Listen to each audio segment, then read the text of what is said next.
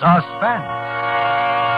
Tonight's Suspense brings you an all-star cast of Hollywood's finest radio players in the premiere of a remarkable story by Ray Bradbury called Riabouchinska.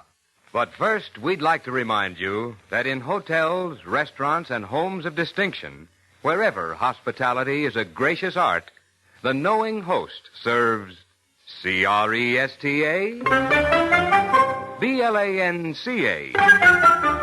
Cresta Blanca. Cresta Blanca. Cresta Blanca. Yes, the famous name of Cresta Blanca is a symbol of good taste and good living wherever discriminating people gather. And when you serve proud Cresta Blanca California wines, you pay guests the highest compliment a host can offer. So, distinguish your table by pouring Cresta Blanca Burgundy or Cresta Blanca Sauterne. Yours to enjoy for gracious dining. Shenley's Cresta Blanca Wine Company, Livermore, California. And now, Shenley brings you radio's outstanding theater of thrills, Suspense. Presented by Roma Wines. That's R-O-M-A. Roma Wines of Fresno, California, for your everyday enjoyment. Tonight, starring Joseph Kearns, Lorene Tuttle, Wally Mayer, and Armina Faye in Riabouchinska, a suspense play produced, edited, and directed for Shenley by William Spear.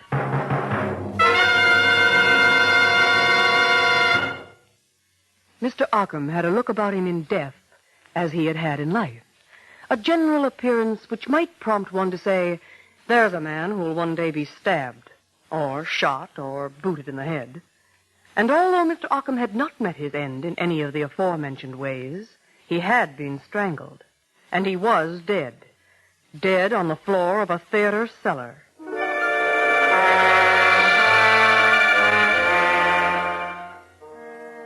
Yes, Mr. Ockham was deceived, and nobody seemed to care. Nobody but Detective Lieutenant Krovich, who'd been sent down to have a look around. On a table he saw a small, polished bronze box with certain words on the lid which read, Riabouchinska, property of John Fabian, world's greatest ventriloquist. Krovich looked from the box to the three figures standing stiffly before him. They were John Fabian, ventriloquist, Alice, his wife, and Bernard Douglas, Fabian's press agent. As Krovich lit his cigar, it happened. Please let me out. Oh, please let me out. The four people looked with startled eyes at the box on the table. Then Fabian, the ventriloquist, stepped forward and spoke earnestly. No, Ria. This is serious business, darling. You stay where you are. Please don't laugh. You should be kind to me now after what's happened. If you don't mind, Fabian, we'll have the dummy act at another time. Now, let's get this matter clear. Each of you testify that you don't know who this dead Mr. Ockham is, yet he told the stage manager tonight that he knew Mr. Fabian and wanted to see him about something important. Let me out. Oh, stop it, Fabian. Pay no attention to her, Lieutenant. Her? You mean you? What is this? Get together, you two. We'll never be together again. Never again after tonight. Give me the key to the box, Fabian.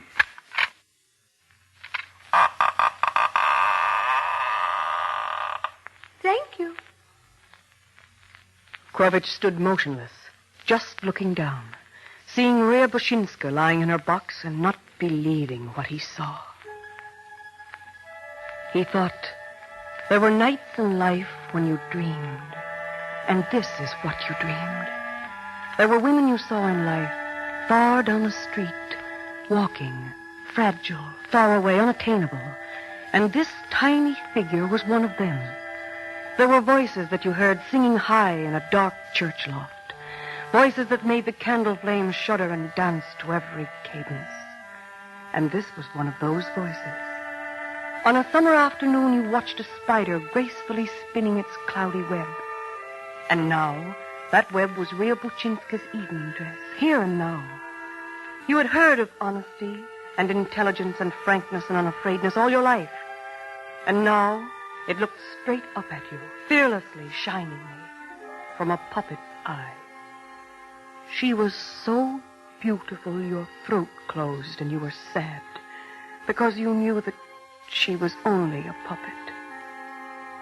John Fabian tenderly picked up Riabouchinska. Oh, isn't she beautiful? She's carved from the finest wood, Riabouchinska is. She's appeared in London, Paris, Rome, New York. Everyone in the world knows her and loves her. Many people question Riabouchinska's authenticity. They think she's really alive, that she's a midget. People just cannot believe she's constructed of wood. John Fabian's wife, Alice, stood glaring at her husband with a look of pure hatred. But he was aware of no one but the lifelike figure he held in his arms. And speaking to him, it said, Please don't go on about me, John. Alice doesn't like it. Alice has never liked anything about you, Ria. Don't. Not here and not now, John. Tell me, Lieutenant, how did it all happen? I mean, about poor Mr. Ockham. What is this? You'd best return to your box, Riabouchinska. But I don't want to. I have as much right to listen and talk. I'm as much a part of this murder as Alice. Or Mr. Douglas even. Don't drag me into this, you little witch.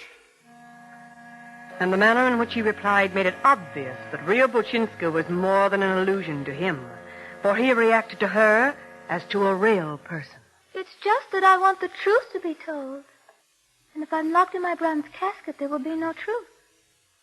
But John Fabian is a consummate liar, and I must watch him. That's right, isn't it, John? Yes, I imagine it is. John loves me best of all the women in the world. And I love him. And try to understand his wrong way of thinking. We're wasting time. If you think you'll interfere with my investigation, Fabian... Lieutenant, I am helpless. But she's in your throat. No. She is in my heart, which is much deeper. Sometimes I'm powerless. Sometimes she is only herself. Nothing of me at all. Sometimes she tells me what to do, and I must do it. She watches over me, reprimands me, is honest where I am dishonest, ethical where I am wicked as old sin. She lives her life, I live mine. She's raised a wall in my head between herself and me, and she lives there, ignoring me if I try to make her say improper things, but cooperating if I suggest the correct words in pantomime. So, if you intend going on, I'm afraid Ria must be present. No, locking her up will do no good.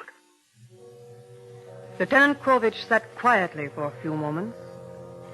Then he seemed to make a decision. All right. Let us stay. Maybe before the night's over, I'll be tired enough to ask even a ventriloquist dummy questions.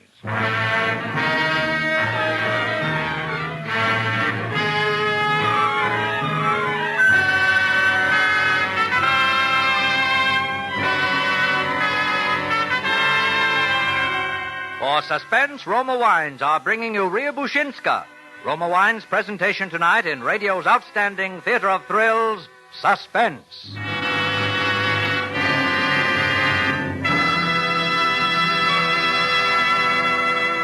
Suspense, radio's outstanding theater of thrills, is presented by Roma Wines. That's R-O-M-A. Roma Wines, selected from the world's greatest reserves of fine wines. Some hosts have a way of making you feel completely welcome whenever you drop in for a visit. Theirs is the kind of hospitality that says, come in and make yourself at home. Well, such is the hospitality of millions of Americans who always keep Roma California wines on hand. For Roma wines lend sparkle and companionship to any occasion. And there's a Roma wine to please every taste. For friendly entertaining, serve nut-like golden amber Roma sherry, rich red Roma port, or mellow flame-bright Roma muscatel. You'll find that these better-tasting Roma wines add warmth and charm to any get-together, brighten those restful stay-at-home evenings with your family. Tomorrow, solve your problem of what to serve when friends drop in with Roma wines. That's R-O-M-A. Roma Wines, America's largest selling wines. And now Roma Wines bring back to our Hollywood soundstage Ermina Feige as narrator, Joseph Kearns as Fabian the ventriloquist, and Wally Mayer as Detective Krovich in Riabouchinska, a play well calculated to keep you in suspense.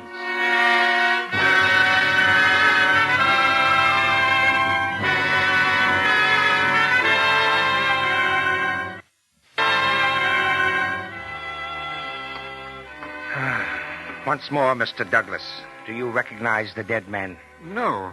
He looks somewhat familiar. An actor type, I believe. One of you three is lying. From the condition of Occam's shoes, his worn clothing, he needed money. Are you in love with Mrs. Fabian? Why, Really, Lieutenant? I've been watching you, your actions. My actions? Yes. The way you look at Riabouchinska's box, the way you hold your breath when she appears, the way you knot your fingers when she talks, the way you stare at her. If you think for one moment that I'm jealous of a little piece of wood... Aren't you? No, I'm not jealous of her. You needn't tell him, Alice. Let her. They all stared at the figurine, even Fabian, the ventriloquist, as if her cry had come from an alien throat. Alice, tell him. I married John 7 years ago. He said he loved me. I loved him, and I loved Riabouchinska, too. At first, anyway. But then I began to see that he really paid more attention to her than he did to me. I began to feel hatred. Not for Riabouchinska, because it wasn't her fault. But I felt a terrible hatred for John, because I knew it was all his fault. His cleverness, his sadistic temperament. Each jealousy on my part was a tribute to the perfection of his art. She came out of him like a woman out of a dark god. But I don't hate Rhea. She's lovely, sweet, and honest. Everything that John isn't. Tell about Mr. Douglas. When I got no understanding, no love from John, I turned to Mr. Douglas. Aha. The dead man was a blackmailer. He came to the theater tonight to see her husband about you. You killed him to prevent that interview. I didn't kill him. Douglas might have and not told you. Why kill a man? John knew all about it. I did indeed.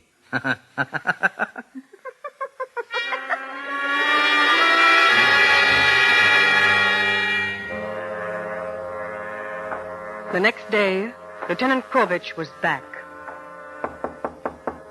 Yes, come in. Fabian, I have something here which might interest you. With a tight grin on his face, Lieutenant Krovich held out the photograph of a woman. Fabian stared at the shiny picture before him, and then he fell back in his chair. He shut his eyes as if with a great ache in his head. Krovich turned the picture over carefully and began to read from the typewritten data on the back. Name, Ilya Riamansk. Weight 100 pounds, blue eyes, black hair, oval face. Born 1914, New York City. Disappeared 1934. Believed a victim of amnesia, of Russian Slav parentage. Oh, no. You know, Fabian, it was pretty silly to go through the files for a picture of a ventriloquist dummy. They all laughed at headquarters. And yet, here she is, Riabouchinska. Not papier-mâché, not wood, not a puppet. But a woman who once lived and moved about and disappeared. Take it from there, Fabian. Well, Lieutenant, there's nothing to it. I saw her picture long ago. Liked her looks and copied my puppet after her. Nothing to it, huh? Listen, Fabian, this morning I went through a stack of Billboard magazines that high. In the year 1934, I found an interesting article concerning an act playing the smaller circuits, known as Fabian and Sweet William. Sweet William was a little male dummy. As usual in such acts, there was a girl assistant, Ilya Riamansk. Look at that picture. The resemblance between the real woman on one hand and Riabouchinska, the puppet, on the other, is startling. She was my assistant, but that was all. I simply used her as a model. It all starts and ends with Riabouchinska. Why should you love a puppet so intensely? Because you love the original woman intensely. All right. In 1934, I was billed as Fabian and Sweet William. Sweet William was a small, bulb-nosed little boy dummy I carved years ago. I was playing Los Angeles when this girl, Ilya Riamansk, appeared at the stage door one night. She wanted a job. I remember. It was autumn.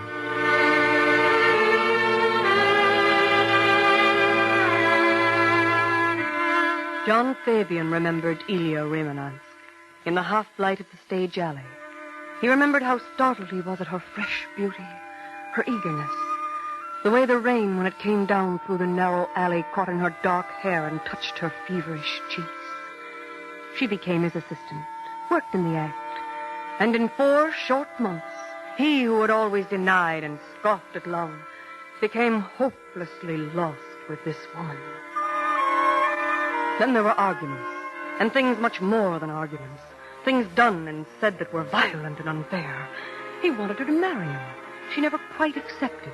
He went into hysterical rages at her. Once he destroyed her wardrobe. That much she had taken. But it was somewhat different on that last night when he had shouted at her, taken hold of her, and slapped her brutally 3 times across the face.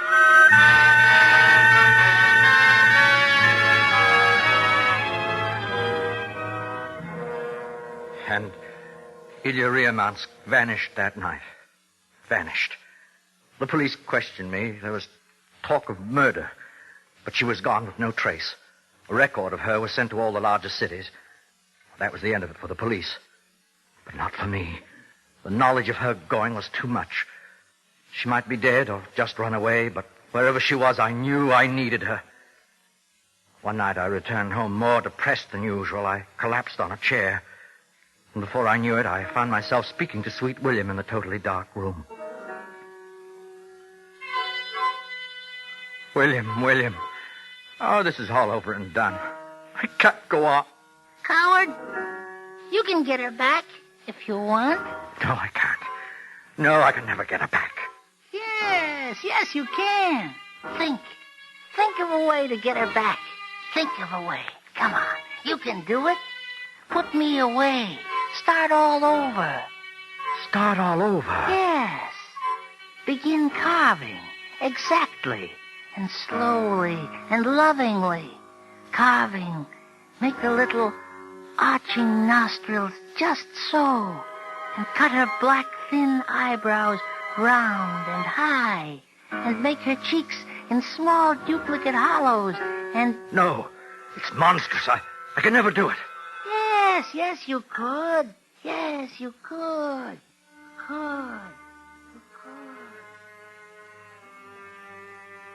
And the voice faded away like a water ripple in a dark cave. Blackness rushed over Fabian. His head fell forward. He whimpered. And Sweet William sighed. And then they both lay silent and solemnly unconscious.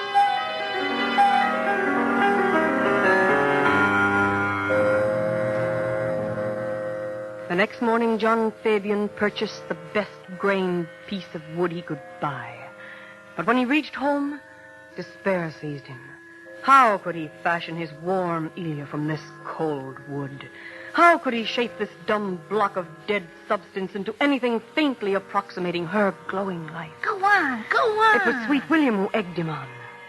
You can do it. And for 20 weeks he worked. He carved her hands into things as natural and beautiful as shells lying in the sun. And Sweet William lay dust-cloaked in his box, from time to time feebly croaking some sarcasm, some criticism, some hint, some help. But he was dying, soon to be untouched, inanimate wood. As weeks passed and Fabian molded and scraped and polished the new wood, Sweet William lay longer and longer in stricken silence. And one day, as Fabian held the puppet in his hand, Sweet William seemed to look at him a moment with puzzled eyes. And then there was a death rattle in his throat.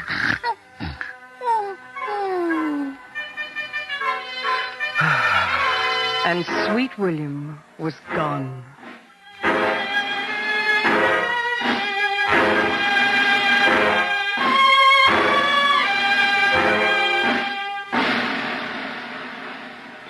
And now, as Fabian carved, a fluttering, an attempting of speech in his throat began echoing, re-echoing the sounds of Ilya Riabouchinska. At the year's ending, he was thinned and without money. But by then he had searched his stream of consciousness, experimented and given the doll all the gracious mannerisms and shy gestures of the real woman. And then, at last, he held Ilya Riabouchinska in his arms again. They were together. He could talk to her and she could reply. And the first thing he made the little creature say was,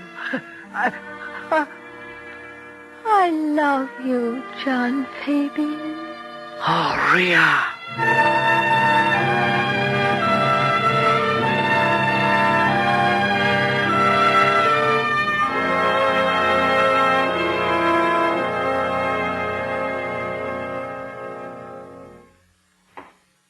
I see.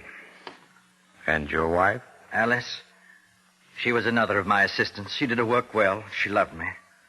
I don't know why I married her. I see. What about the dead man, Arkham? I'd never seen him before until you showed me his body in the cellar. That's not true. Don't lie, John Fabian. Fabian's cheeks drained white and the bones jutted out tensely. The puppet spoke, looking straight at Krovich. John received the first blackmail letter a month ago. It said simply, Riabouchinska, born 1914, died 1934. Born again in 1930... Fabian seemed paralyzed, unable to answer. He had a trapped, helpless, insane expression. His lips trembled. He searched the room as if seeking some way out where a frustration and a truth did not wait to bar his way. Occam threatened to expose me to the world. Go on. I wanted my love for Ilya kept to myself.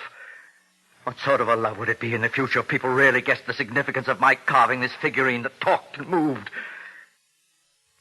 People would laugh or be disgusted. Perverted, criminal mind, they'd shout. Ugly, horrible, revolting. And how could I play my love scenes with Ria anymore when they knew?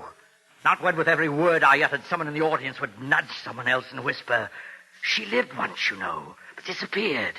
They say he killed her. They say he loved her." How much did Arkham want? $1,000 to start with. And more later. And so you killed him. No, I didn't kill Arkham, Lieutenant. I paid him $1,000. We found no money on him. Nevertheless, I paid him. Alice and Douglas must have heard our conversation. They've wanted to be rid of me for years now. I'm not blind. Alice saw a way of ridding herself of me and getting some money, too. Why, she's nothing but a... Just a moment. There's something I wish to say. And yet I can't say it. Krovich turned. He saw John Fabian's eyes widen in his head, as if a terrible conflict were raging, fighting within. His throat convulsed again and again, and lines cut deep in his cheeks, and the hollows of his face sank in. I was in the room when Mr. Arkham came. No, Ria. I lay in my box, and I listened, and I heard, and I know. No. Mr. Arkham threatened to destroy me, tear me up, burn me into ashes, if John didn't pay him $1,000. Liz. And then suddenly... There came a falling sound. Mr. Ockham's head must have struck the floor. I heard Mr. Fabian cry out, swearing and sobbing all in one. I heard a hissing, gasping, choking, horrible sound. You heard nothing. You're deaf and dumb and blind and lifeless. You heard nothing. Your ears are calm. But they hear. And then the hissing, choking sound stopped. I heard John drag Mr. Occam to the door, open it, and take Mr. Occam down the stairs, under the theater, toward the old dressing room that hadn't been used in years. Down they took the body. It was a scene so incongruous, so impossible, so completely beyond the veil of sanity and reason that Krovich recoiled even as he watched. If ever in the time of the world the forces that manipulate men struggled one side against the other, this was the time. The shocked, pallid face of John Fabian wrenching, the horrible protrusion of the eyes, the clenching of the teeth as a censor, then relaxing again, the subtle move of the throat, and the high, sad, and accusative voice of Riabouchinska leaping from her tiny, shining lips. Fabian must have known what was happening, and yet he did not know. I'm not made to live this way. There's nothing for us now, anyway, 'cause the world will know of us. Even when you killed him and I lay in my bronze box last night, I realized, we both realized that these were our last hours. Because while I've accepted your weaknesses and lies, I can't exist in murder. It couldn't have gone on. No one can live side by side with such knowledge.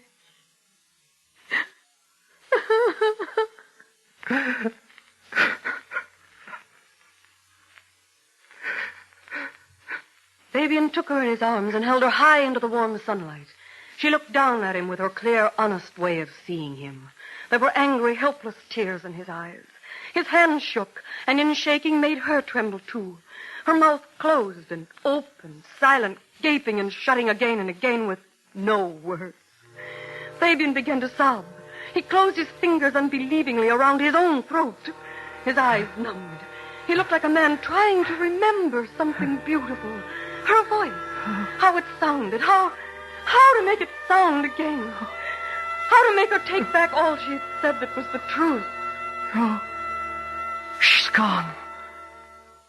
She's gone. And I can't find her.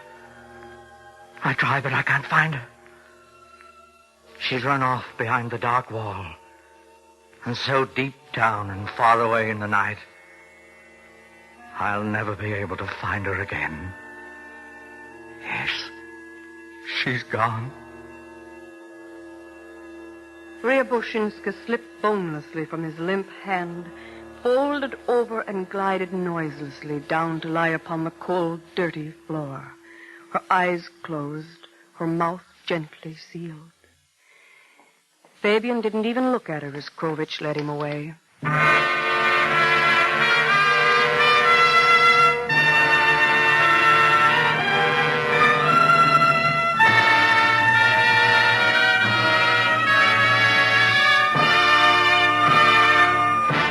Suspense. And so closes Riabouchinska, starring Armana Pagay as narrator, Joseph Kearns as Fabian, Wally Mayer as Krovich, and Lorene Tuttle as Rhea.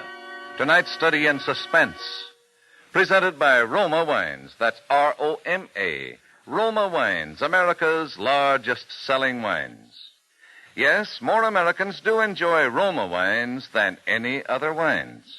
And this is Truman Bradley to tell you why. It's because Roma wines taste better. You see, Roma selects and presses only the choicest California grapes. Then, with ancient skills and unmatched winemaking resources, Roma master vintners guide this luscious grape treasure unhurriedly to tempting perfection. These finer Roma wines are placed with other mellow Roma wines to await later selection for your enjoyment from the world's greatest reserves of fine wines. This weekend, give your family and friends a surprise. Serve delicious Roma California Sherry. Roma Sherry is a glorious gold and amber wine, soft and mellow on the tongue, with a delightful nut-like taste that's a perfect invitation to dining pleasure.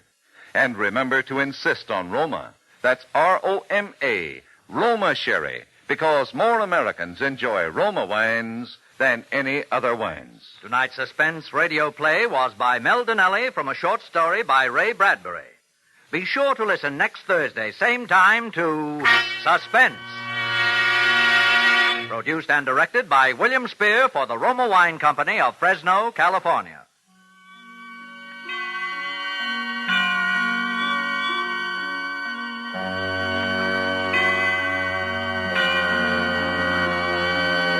This is CBS, the Columbia Broadcasting System.